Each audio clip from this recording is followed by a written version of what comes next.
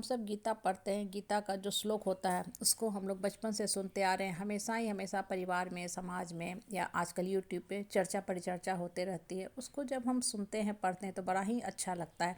लेकिन उस चीज़ को सिर्फ पढ़ने और सुनने भर मत रखा करो, उसको समझने की कोशिश किया करो कि गीता का जो हर लाइन है, हर श्लोक है, उसमें कितनी गुणवत्ता भरी हुई है। वो हमें जीवन का जो है कैसे प्रैक्टिकल शिक्षा देता है।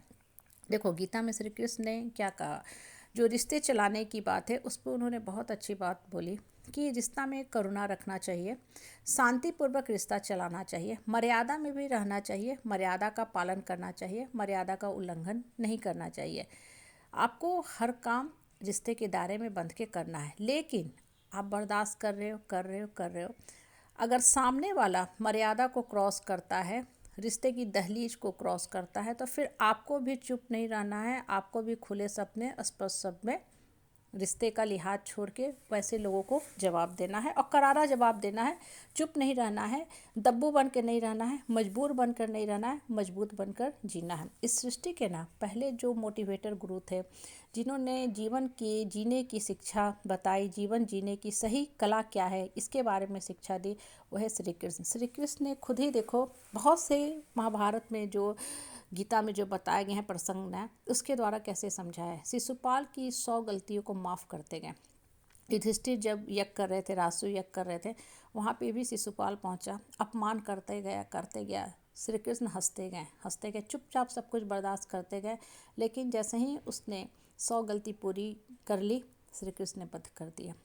द्रौपदी का चीरहरण हुआ, घोर अपमान किया गया। सब लोग चुपचाप बैठे रहे, किसी ने अस्त्र तक उठाने की कोशिश नहीं की। हालांकि वो जो राजसभा थी, वो महारथी की राजसभा थी, सारे उनके अपने परिवार के ही लोग थे, उन्हीं के सामने द्रौपदी का चीरहरण हुआ। मर्यादा का घोर उल्लंघन किया गया। उसके बाद श्री कृष्ण पहुँचे दुर्योधन के पास शांति दूत बन के। वो आए थे शांति दूत बन के, हाँ, कि सिर्फ 5 गाँव दे दो, इतने में पांडव पुत्र रह लेंगे। वो बहुत ही संतोषी हैं, संयम से रहने वाले हैं। लेकिन दुर्योधन ने उनको बंदी बना लिया। शांति दूत को क्रांति के लिए प्रेरित किया। तब श्री कृष्ण ने रिश्ते की जो मान मर्यादा है सबको छोड़ के अपना विशाल रूप दिखाया और बताया कि हम कौन हैं। और फिर श्री कृष्ण ने युद्ध के लिए शंख का बिगुल बजा दिया। अब देखो, ये जो बातें हैं ना, ये सिर्फ पढ़ने के लिए या बातों को फैलाने के लिए नहीं है, ये बात हमारे लिए है, हर आदमी के अपने ऊपर काम करने के लिए है। हम लोग बात सुनते हैं गीता की, बड़ा अच्छा लगता है, बहुत अच्छा कृष्ण ने समझाया। लेकिन जब होता क्या है ना, कि जब गौर करोगे तब आपको पता चलेगा कि आज से 5,000 साल पहले जो बातें कही गई थी, आज भी वो चीज़ें एज इट इज़ फैमिली में, समाज में रन कर रही हैं।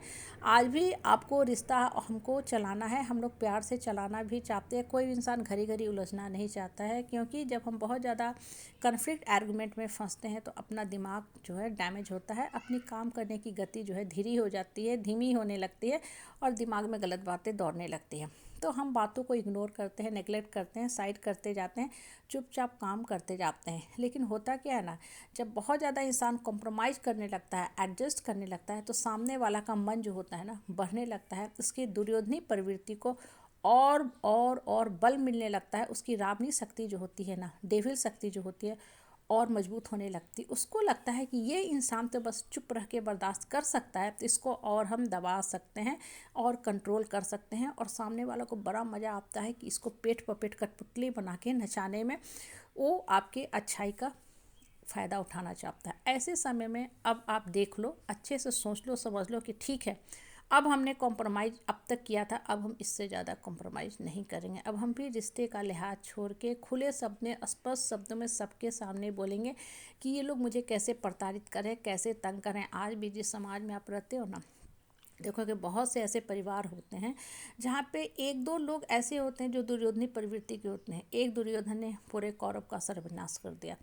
परिवार में भी ऐसा ही होता है।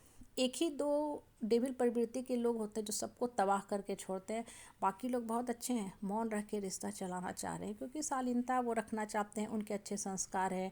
वो चाहते हैं कि चलो इनका ये नेचर है, ये सांप बिच्छू जैसे हैं, हम बर्दाश्त कर रहे हैं। लेकिन घड़ी घड़ी सांप भी आके काटता है ना, तो अंत में डंडा और भाला निकाल के मारना ही पड़ता है, कुचल के ख़त्म ही करना पड़ता है। इससे ऐसे रिश्तेदार जो घड़ी घड़ी आके आपको परेशान कर रहे हैं, रुला रहे हैं, डरा रहे हैं, धमका रहे हैं, खुले शब्द में, स्पष्ट शब्दों में कृष्ण का नाम लेके बोलो।